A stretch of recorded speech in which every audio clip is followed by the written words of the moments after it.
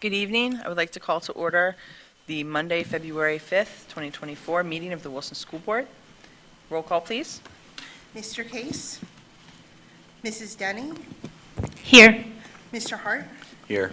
Mrs. Casper? Here. Dr. Kennedy? Here. Mr. McCray? Here. Mr. McCree? Here. Mr. Schneider? Here. Mrs. Cocker? Here. 8 present, 1 absent. Please stand for the pledge to the flag.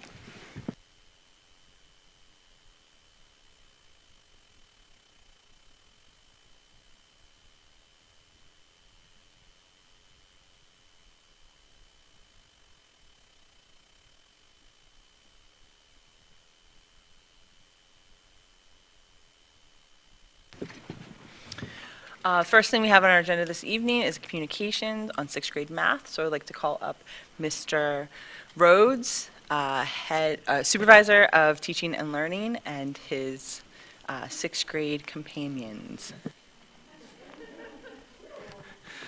Good evening. Last year, through communications that we had with our math teachers, the middle school leadership team realized that our teachers and our students needed more time. Time to be able to tackle difficult concepts, to be able to collaborate, to be able to have meaningful mathematical communication, and to not only be able to solve problems, but to be able to understand how they're solving those problems and communicate those with others. So with your support, we started investigating how we'd be able to go about this process. We had the opportunity to visit some other neighboring schools to see what they were able to do, and we created a schedule within sixth grade to give our teachers that additional time. They've taken that time and they've run with it, meeting over the summer and meeting on a regular basis pretty much every week during the school year to create a very meaningful experience for our sixth grade students. And I'm fortunate to have with me this evening Christy Viscarello from West and Michelle Brownbeck from Southern, and they're going to share a day in the life of sixth grade math. While we all love talking to kids and students all day, we are not the biggest fans of talking in front of adults and online and everything. So we thought the best way to show you or tell you about a day in the life of the sixth grader was in math classes to show you a video. That'll really be able to express and show what we do in a day of our 84 6-minute class.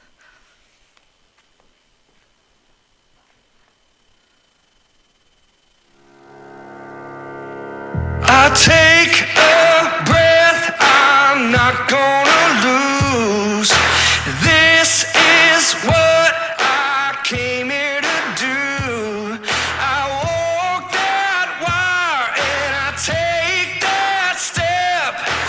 Won't look down, got no regrets. Won't look down, got no regrets. I was made for this. I was made for this.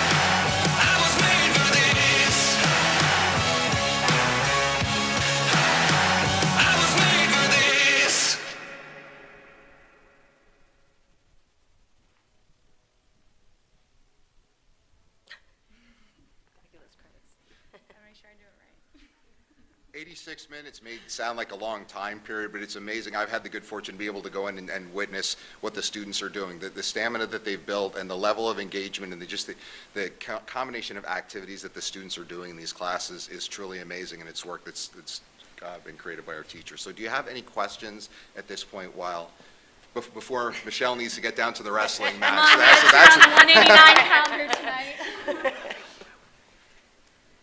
I just want to say, if I can, I just want to say I have a sixth grader at West who has, for the longest time, struggled with math. I may not recognize a whole lot about how to teach math, but I've worked with her a lot, and I can totally tell the outcome of good teaching. And she has grown in just this past year so much with math. I mean, she is literally coming home and telling us how to do things. It is just an amazing, just jump in terms of her math skills. I'm hoping, and I think we did talk about maybe this carrying over and transitioning into seventh grade as well. But yeah, I can't thank you guys enough for all the work that you do with our sixth grade kiddos. It really makes a huge difference in her confidence. It permeates in some of her other courses. There's just so much growth there. So thank you. Well, from the teacher side of that, to just build off of that, this year has made me feel like I haven't been a great teacher in the past, because we have that time now, and it's like we can give them time to think and actually problem solve for themselves. It's not, okay, well, we got to get through this lesson because we got to keep going and keep on course with our pacing and everything. You didn't get it? Well, I'm going to show you how to do it. And so hopefully you get it from that, where here they actually have that time in class to problem solve with their classmates, with us, and they have more time to just work their way through it, which I think has made a ginormous difference in that. So, I just want to say I'm really, really mad about this, like in a viscerally mad kind of way, because you know why? Because there would have been a lot less tears in those big brown eyes. There really would have been. I wish we would have thought this, when my senior was in sixth grade, because it is amazing. Like, the feedback, parents stopping me on the street going, oh my gosh, like, it's just, like, it's just been between this and our change in math, giving kids developmentally appropriate instruction, not shoving them in algebra when they're not ready. My eighth grader now went through the 6, 7, 7, 8 math. That alone has been a wonderful, having had now my senior went through the shove everything down your throat, even though you're not even good at math problem. I mean, our math program, people are going to come visit us.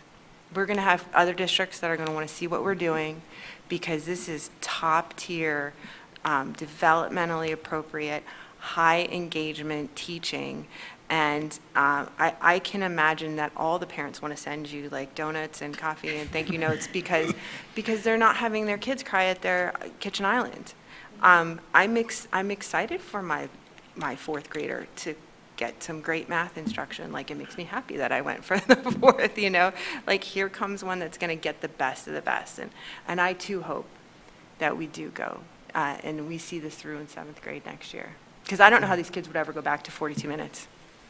no, and people were nervous that, 80-some minutes, how are they going to sit there that long? They don't sit there that long, and half of the time, it's like, oh, we're done already? Oh, I can't believe it's time to go. They don't even realize, they don't even see the other classes switching classes in the hallway and realize, oh, we're halfway through, that one period's done, we're now still here for another period. They don't even recognize that, which is great. And then you also mentioned about, you felt like maybe your teaching before wasn't that great, but imagine for a teacher to have now the time to be able to really see some progress within, a much shorter amount of time for their students, and be able to carry out what they were trained to do, like, and in the time frame that, it really works in. Right. Yeah. I was going to say the investment that you guys made to bring on all this new staff to fill the role in sixth grade, and the financial commitment you made to bring in teachers with experience that have been doing this to add to the strength of the sixth grade team. Personally, I appreciate that. It is so nice to live and work in the district that my kids are in and to be involved that way. So I just want to personally thank you all for that investment. And also, I think I can speak for us, like one of the greatest things as a math teacher to hear this year is my kid used to hate math and now they love it. And like that just really shows, you know, these investments and these changes just really, it's just a positive thing. So I just wanted to say thank you very much for that. Well, we want to say thank you to you because you guys are models as to how change can be good. And even though 86 minutes might have sounded scary, you made it work, and you made it work in ways that we didn't even expect how great it would be. So we appreciate you guys too, so thank you. There's 8 of us that all, there's 8 on our team, so it is honestly, I couldn't ask for a better team. We had a really good team before, and then really it was 5 new people you added to our team, and that is a lot. But I will say, I think our team is stronger and better than it's It's one ever of the been. highest functioning teams truly at the middle level, so I'm very proud of them. I'm kind of curious, obviously you mentioned you observed and then you obviously planned and so forth like that. What have you learned that you have already changed or plan to change moving forward based on your current learnings? We're kind of trying to let it run its course and see how it goes to figure out where it is. We adjust the daily math practice that you see at the beginning. That's a 5-day thing. Days where we have shortened weeks or tests, we don't give them to try and just make sure we have enough time for the kids. So there's just little tweaks. And I would say, like, on my side, like, I have a very diverse group of learners, and the fact that we have a smaller class size and the block that we have, it allows me to pull data from their, like, CDT scores or their assessments in class and just touch base again with those small groups and give them that sort of one-on-one or one-on-two attention that just, and I mean, this is my 20th year of teaching sixth grade math, and I just have never had that ability to do that outside of pulling them in over lunch or pulling them in before the school day or after, or pulling them from study hall. So this allows me perfect placement of time and resources of being able to touch base with them and help grow and fill in those gaps from some of our more diverse learners, or our transient population even, touching base with them, the kids that are moving in a district and might have previously moved and have some gaps in their learning. So that's very helpful, and I see more of that developing in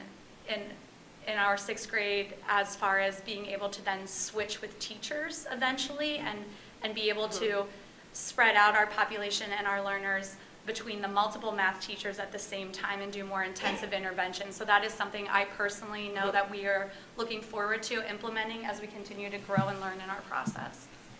I think with respect to the choice boards that they have, the opportunities for the students to be able to do as there's additional time, it's not just a time that can be used for remediation for students that need additional help, it's also an opportunity for other kids to be able to push themselves. So it's just great for them to get that more individualized attention. Okay.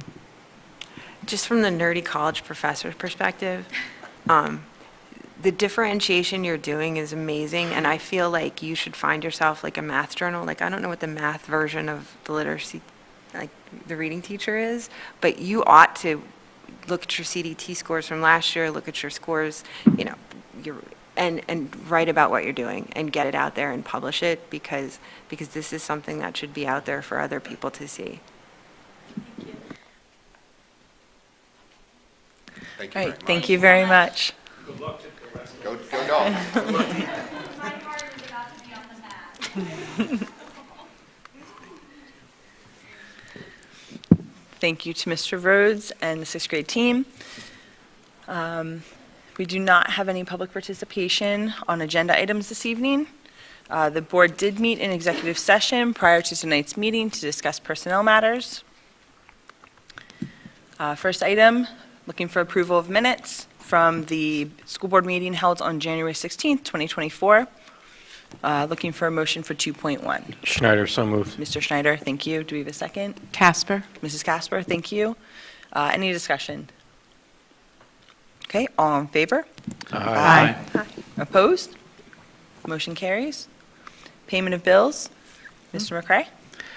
Motion to approve the payment of bills from the general fund in the amount of $3,148,789.01 as attached.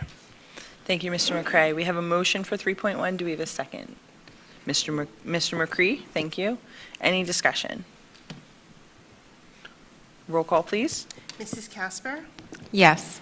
Dr. Kennedy, Yes. Mr. McCray, Yes. Mr. McCree, Yes. Mr. Schneider, Yes.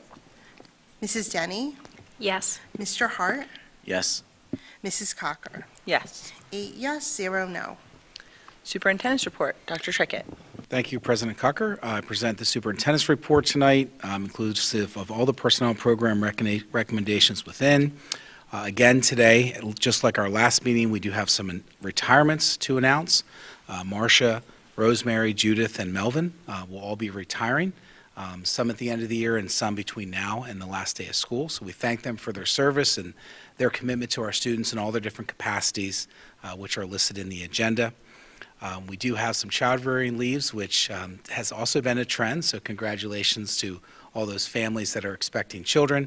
In a large organization such as VARS, this is a celebration point for us. Also creates some opportunity for other people to come on board, as you'll see down below under professional hires. We do have 2 long-term substitutes listed, so we're thankful to both Caitlin and Shoba for joining us and helping us in some really difficult-to-fill positions, quite frankly. You're looking at technology and engineering placement at the middle level, and also one of our special education positions at the high school. There's not a ton of people that have the credentials to do the jobs that we have listed. So we're very thankful to have them moving into these roles for the remainder of this school year or for the time listed. That's all I have. Thank you, Dr. Trickett. Looking for a motion to approve superintendent items 4.1 through 4.9. Denny. Mrs. Denny, thank you. Do we have a second? Schneider, second. Mr. Schneider, thank you. Any discussion? Okay, roll call, please.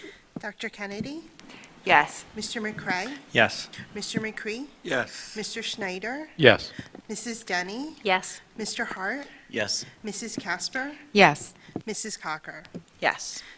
8 yes, 0 no. Under consent items, request to accept with gratitude the following donations. From Lancaster Lebanon IU, a stipend check for $600 issued through the PA Department of Education to be reserved and released to the school advisor facility for design costs associated with development of the school-based project for the 2024 Governor's STEM competition. Beth Levan is the advisor overseeing our school's participation. And request to accept from Jane L. Blatt to the children of Berkshire Heights Elementary Learning Center, a rocking chair gifted to Randy Blatt in honor of his 17 years of service to the Wilson School District School Board of Directors. Looking for a motion to accept the donation items. Dr. Kennedy, thank you. Do we have a second? Hart. Mr. Hart, thank you. Any discussion? Okay, just would like to send special thanks to Mrs. Blatt for keeping the school in mind. I think it's a really meaningful gift and really thoughtful that she would have the rocking chair continue to benefit students, as Mr. Blatt did for his 17 years of service. Having a motion and a second, this is a voice vote. All in favor? Aye. Opposed? Okay, motion carries. Under Human Resources, 6.1, request approval to authorize the appointment of Zachary Withelder to Custodial Services Coordinator, Act 93, at $67,000, start date of February 7th, 2024. 6.2, request to approve teacher stipends for the first semester for technical virtual courses, or teaching virtual courses as attached. 6.3, request to approve employee referral bonuses as attached. 6.4, request to approve the updated support staff compensation ranges as attached. 6.5, request approval of the attached contract renewal for PSBA Insurance Trust for Better Unemployment Compensation Systems Program, BUCS, pending solicitor review. Looking for a motion to approve Human Resources Agenda Items 6.1 through 6.5. Hart, so moved. Mr. Hart, thank you. Do we have a second? Casper. Mrs. Casper, thank you. Any discussion? Okay, roll call, please. Mrs. Denny, Yes. Mr. Hart, Yes. Mrs. Casper, Yes. Dr. Kennedy, Yes. Mr. McCray, Yes. Mr. McCree, Yes. Mr. Schneider, Yes. Mrs. Cocker. Yes. 8 yes, 0 no. Yep. And a special congratulations, Mr. Whithelder. Is that better? Whithelder. With? Okay, Whithelder. Congratulations and welcome. So you will be custodial services coordinator, which is a new position, and we look forward to all of the positive changes that you are able to bring to the district. So welcome. Yeah. Under Student Services, 7.1, request approval of the 2024-25 school year calendar as presented. 7.2, request the adoption of the revised settlement agreement and waiver in lieu of FAPE for one special education student to directly pay the Camp Hill School an amount not to exceed $61,532 for the 2023-24 school year, including ESY 2024, an amount not to exceed $30,766 for the 2024-25 school year until the special education student ages out. District agrees to provide transportation as presented. And 7.3, request approval of a resolution approving and adopting a student discipline waiver and consent agreement dated January 4th, 2024. Looking for a motion to approve student services agenda items 7.1 through 7.3. Denny? Mrs. Denny, thank you. Do we have a second?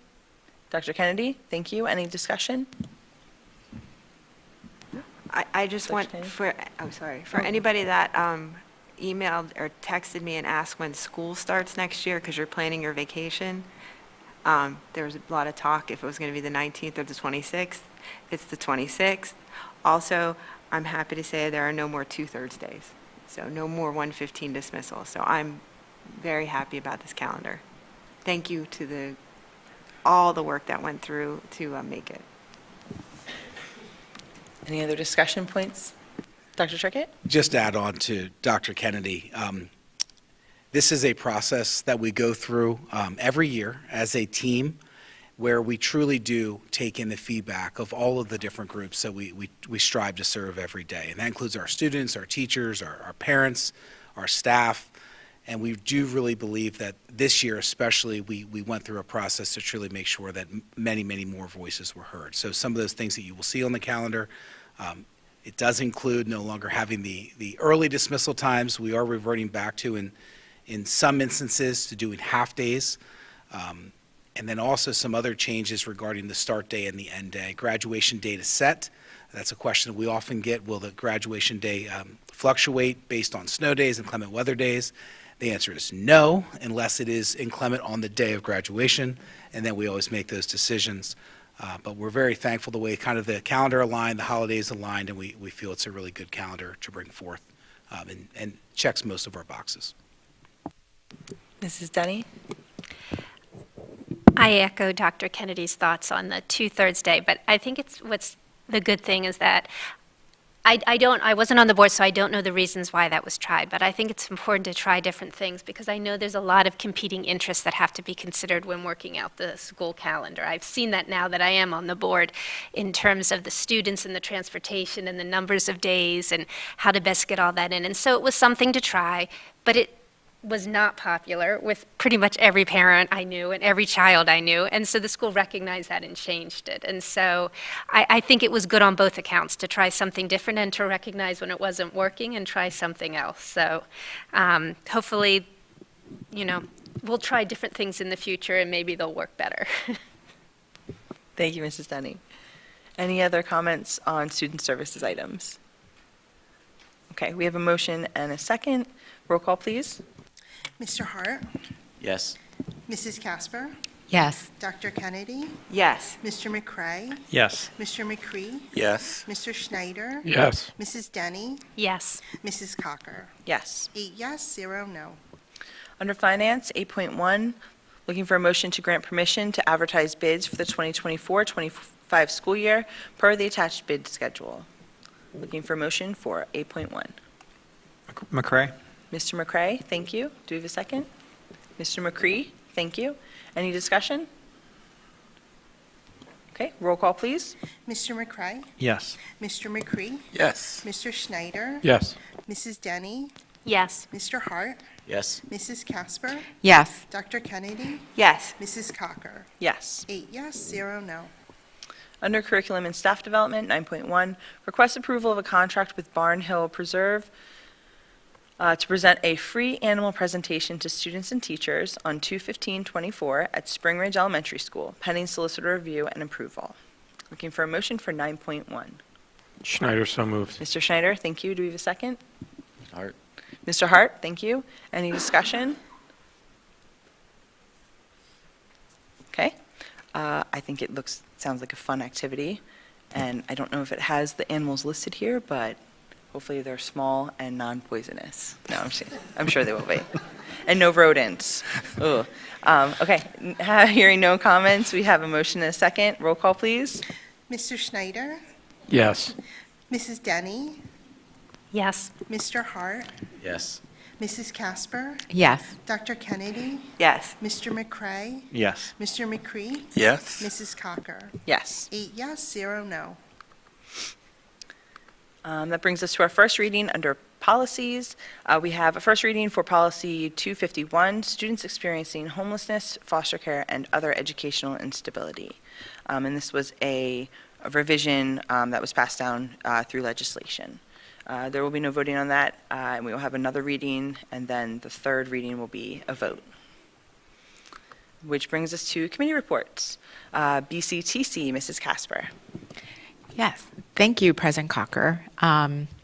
We did meet for our first meeting in 2024 on Wednesday, January 24th at the East Campus, and there were quite a few brand-new members to the JOC, and we recognized 3 of our outgoing members who were in the leadership of the JOC during the dinner on the 24th. We were also provided with a presentation during the Committee of the Whole about AI and its role at BCTC, which is not entirely a new thing to BCTC, but I did learn a great deal of information of how it's literally transforming certain industries. It's transforming jobs. It's not necessarily taking away jobs, but it's definitely creating new jobs and creating more efficiency across the board in the entire labor market. If anyone is interested, they did share some QR codes with some sample mechanisms in which it's integrated into the curriculum at BCTC.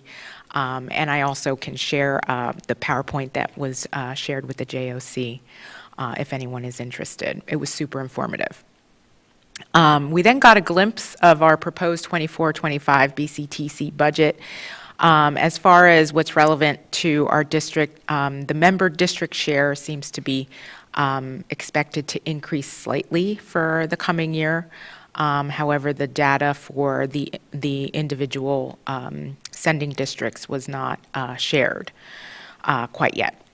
It's also confirmed that we will continue to be absorbing the cost of the transportation to BCTC for next year. As far as enrollments for next year, they currently have a total of, and this was as of the 24th of January, 985 applicants, with the top programs being health occupations and welding. We did not receive a breakdown in terms of the specific sending districts in terms of enrollment.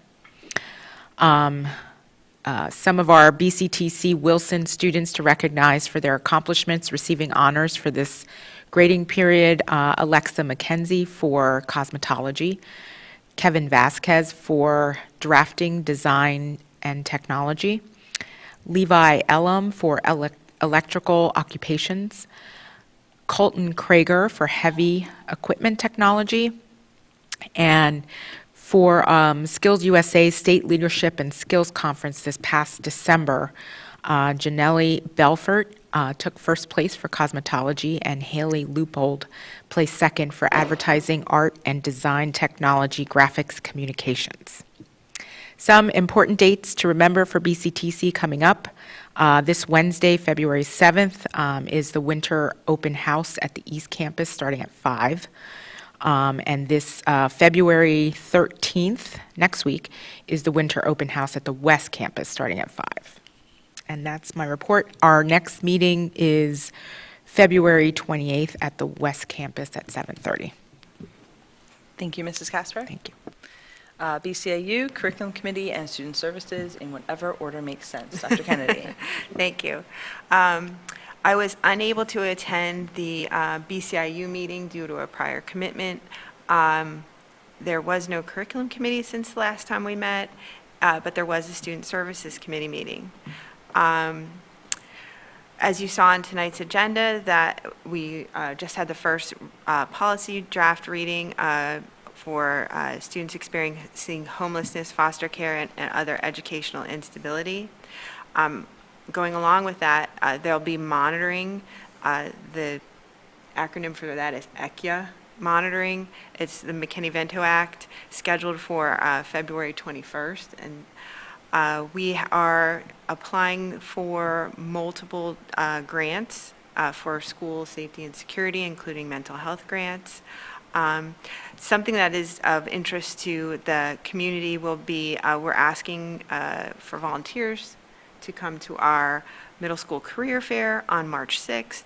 Alvernia is hosting it again. That will be all of our 8th graders will come in and they get to go to tables and explore all kinds of different career. I've participated in the past, and it's a really neat day for them to just go around and if you're new to it, bring candy, because that's the table that they want to go to, is the table with the candy. Like, I did not do that my first year, and I was very boring. And they also, well, and they also were like, what's an educator? And I was like, ooh, like, because that's what my title was, education. Yeah. So, but it's a really neat day for kids, and it's not just, it's all kinds of careers. So we had everyone there we had people from the Reading Phillies, we had people from local colleges, we had people who were accountants, and then we had people who were working at machining and technical careers. So it's a really nice day for the students, and I'm happy to have that opportunity again. Thank you. Thank you, Dr. Kennedy. Berks EIT, Mrs. Schlosman. Thank you. I also have no report for extracurricular committee. We have not met since the last meeting, but our next meeting is the upcoming next Monday at noon upstairs. Mr. Case is not here for facilities. Mrs. Denny, would you like to just cover the next meeting? The next meeting is on Monday at 4:30. Thank you. Finance Committee, Mr. McCray. Yes, we did meet earlier today at 4:30. We began by looking at the current year budget and how we're doing it versus projections. Overall, I can say there's good news on the revenue line. Revenue is on pace to exceed what we anticipated, which is obviously good news for us. The expenses are maybe slightly, but almost in line with what we project as well, too. Extra revenue versus not so many extra expenses means that our projected deficit, which in the budget is at $5.2 million, is already projected to come down to $1.3 million, with obviously a couple more months to go in the year where there might be some additional pickup that we can factor in as well. So good news there. We also talked about there are two one-time infusions that came to us, one from the land sale in West Wyomissing, also one from a large tax settlement that we got. We discussed how we obviously don't want to use one-time funds to cover operating expenses, so I anticipate we'll be coming to the full board down the line with a proposal about how to transfer those to maybe some capital reserve or other items down the road. After that, we began to look at, obviously, what's going on, as we are always in the planning process for the next year's budget, and looking kind of general trends and things that we kind of look at on an ongoing basis. If you go back just from this January to October of 2022, that kind of continuation of the themes of increased enrollment has proven out. We are exactly 99 students ahead of where we were last October. So again, our growth continues. With that, we still remain one of only 6 districts in the county with growth in our enrollment. The majority of districts are obviously decreasing enrollment. And again, we are the number 2 district of all the districts in the county in terms of overall growth. We also looked at some of the statistics around, types of students and how our student body may be changing. If you just look at the percentage of students who qualify for either free lunch or reduced lunch, that number now exceeds 44% of our total population, probably on pace to exceed 50% in the next 2 to 3 years. So again, our student body continues to evolve and change over time. We began to, again, assess, what are some of the budget assumptions going into next year's budget already based on some known facts that have come to us. It should be no surprise that we are obviously seeing inflation in many different areas. We have some known expenses in terms of contract increases that we are committed to. One area that did stand out is we were looking at the current quotes we have from medical insurance premium rates for next year. The current projected increase is 12.5%, which is obviously a pretty steep number to swallow. That's significantly higher than the average of under 4% that's been the last 10 years. A 12.5% increase would equal to $1.6 million for the district. So hopefully some further negotiation to go in there, but more to come on that. But again, we are seeing increases in that. We project a possible 4.6% increase related to our non-personnel expenditures. That's everything from obviously pencils and paper, but also to vehicles we may have to purchase, or fuel for vehicles, outside tuition, electricity costs, all those things that I think many of us have seen increase over time. That affects obviously the district as well too. So with all that combined, and again, obviously we're only in February with a final budget to propose in May, with the final vote on a final budget in June. We are currently looking at a proposed budget next year of approximately $143.6 million, which is roughly an 8% increase over this year. We are looking at, what are some of the trends again, revenue-wise. The governor has an address tomorrow, or I think Mr. Schneider may speak more about later on. But we'll hear more about what his asked for investments are in education. So we'll see what that means for us on the revenue side. We are unfortunately experiencing some real estate assessment negative growth due to a number of appeals that we've talked about in past meetings that have come through. So even though we might see a lot of new building in our municipalities, that's being offset by some appeals that have been taken on by some very large commercial customers and other aspects of that. So overall, our appeals exceeded our growth by $22 million, which obviously has an impact on the amount of revenue we can expect from real estate taxes moving forward.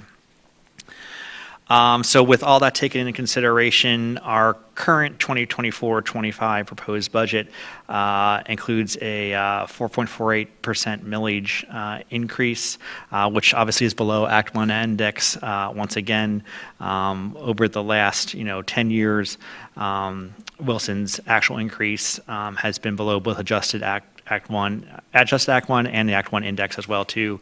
So we look to obviously continue that trend moving forward.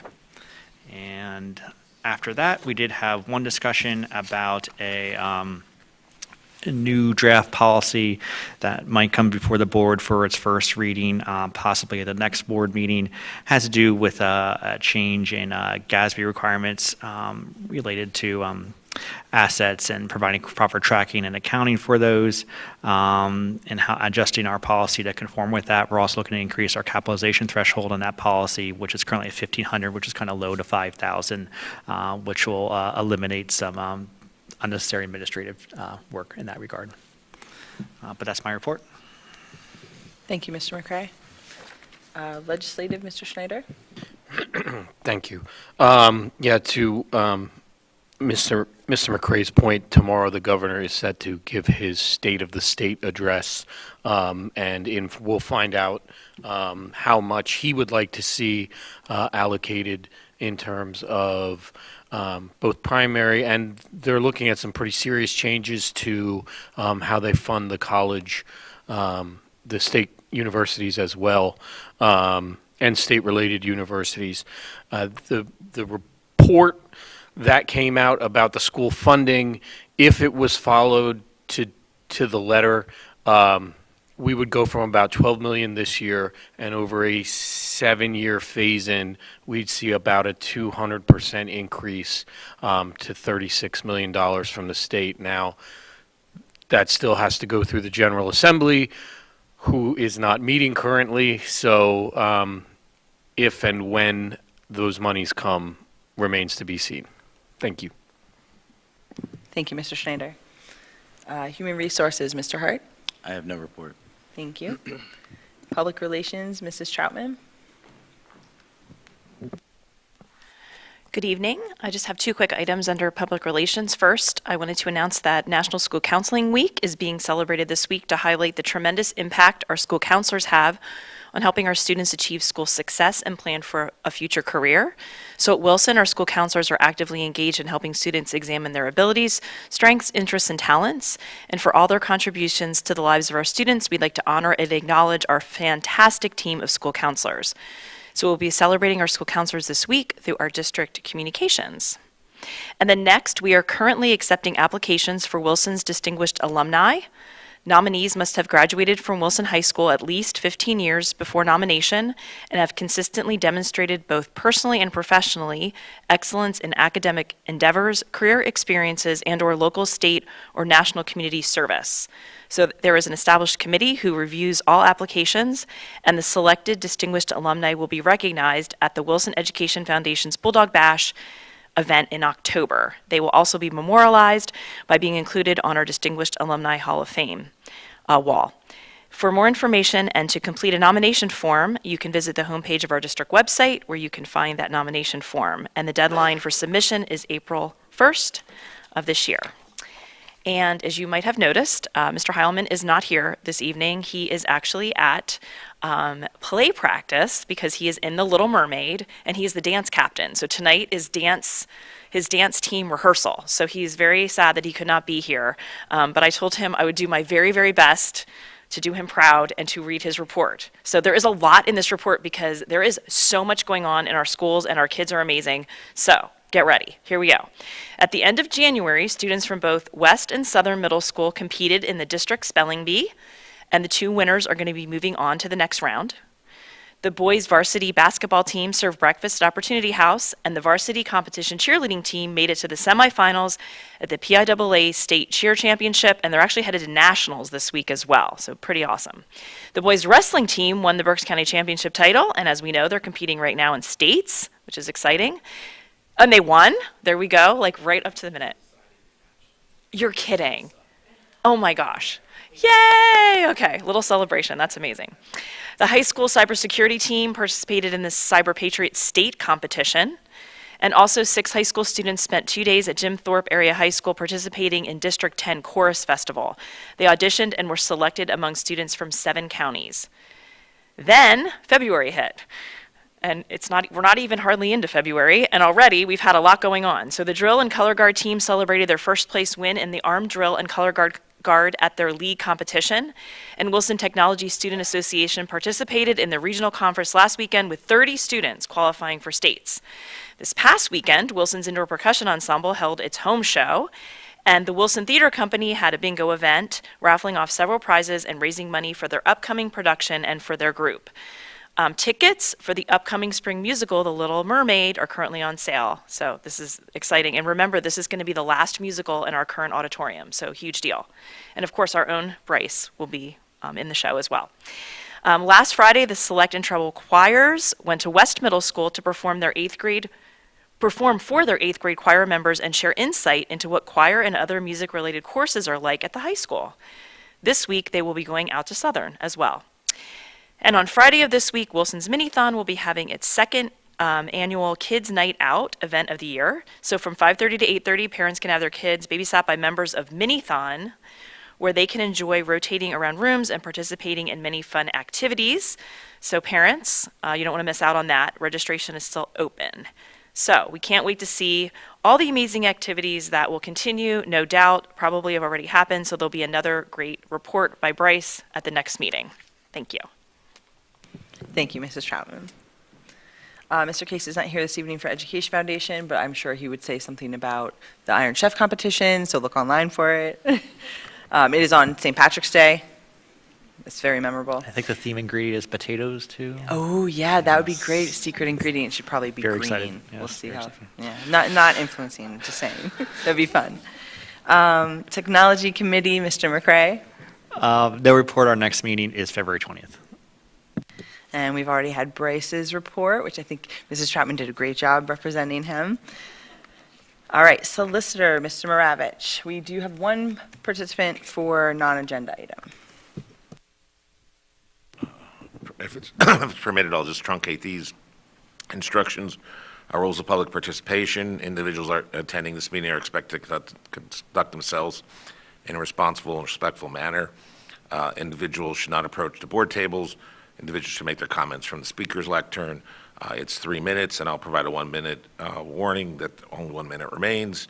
The above expectations are outlined in Board Policy 903, which is in board docs embedded within the district's website. Thank you, Mr. Maravich. We have Jace Schultz. Topic is spelling.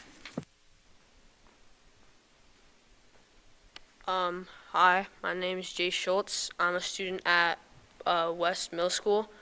My question for the board and admin is, I've been going to Wilson for 9 years, and I've never had a spelling test in any English class, and I've been required to spell in multiple tests, and including my recent Spanish, and it's just a little confusing to me, so thank you. Thank you. Thank you for coming and bringing your concern, Jace. That can definitely be a topic of conversation in curriculum committee, maybe? The short answer is spelling tests don't work. The research says over and over again, you can spell it perfectly great on 1 through 10, and then spell it wrong on the sentence underneath. We do need to do a better job, but if you look up the research, you will see over and over and over again, nothing supports learning words for 1 week and then forgetting them again. There's lots of different ways that I teach my college students to do spelling, but what I do tell them over and over and over again is memorizing words for 1 week is research proven not to work. So just because it's a test doesn't mean it's good, but we do need to learn how to spell for sure. Spell check only helps a little bit, right?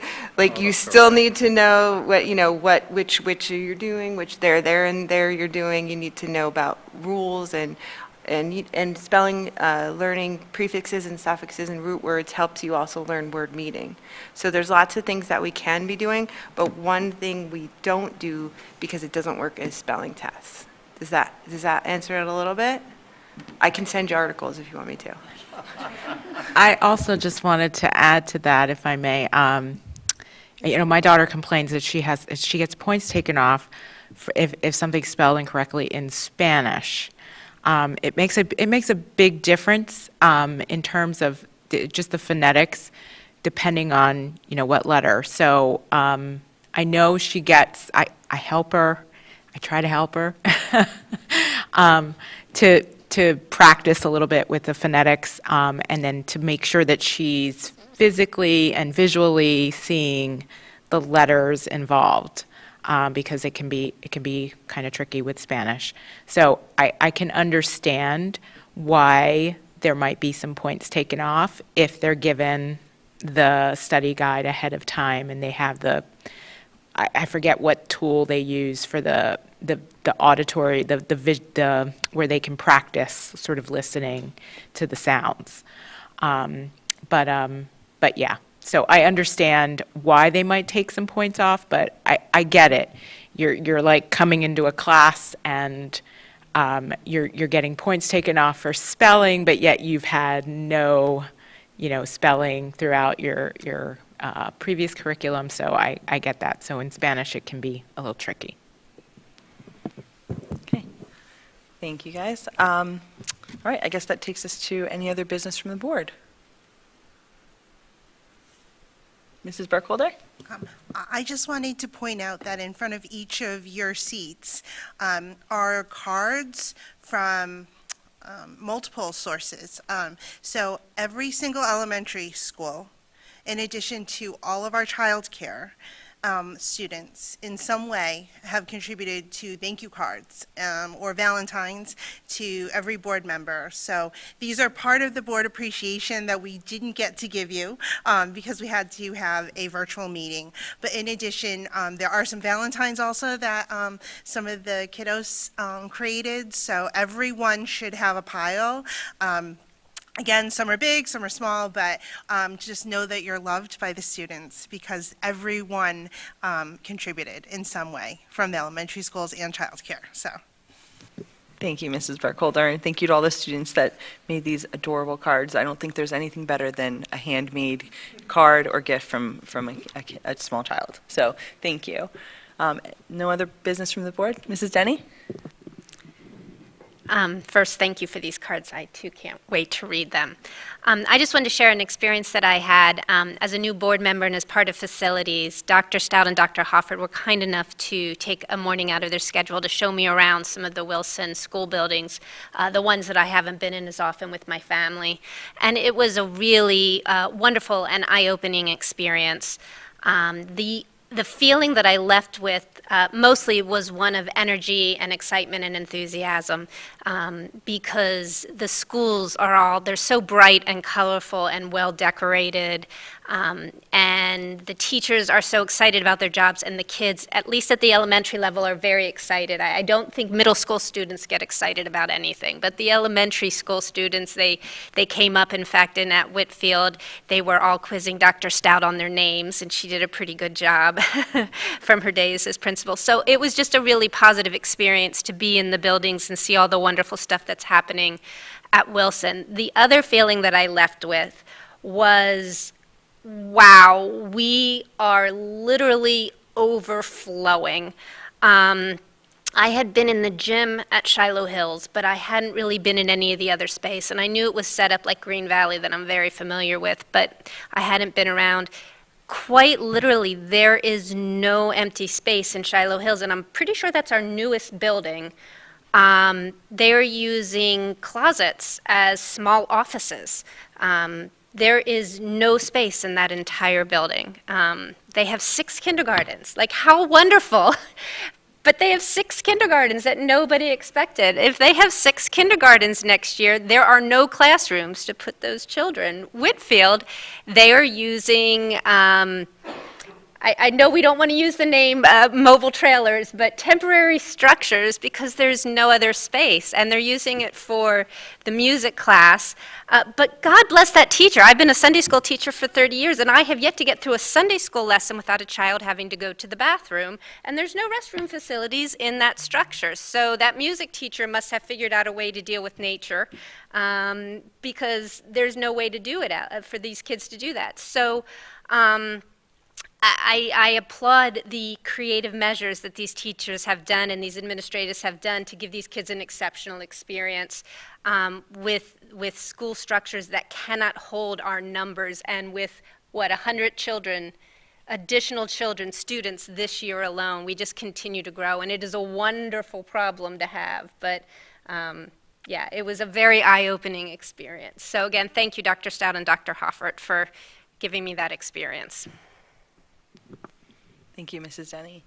Any other conversation from the board? Okay, looking for a motion to adjourn.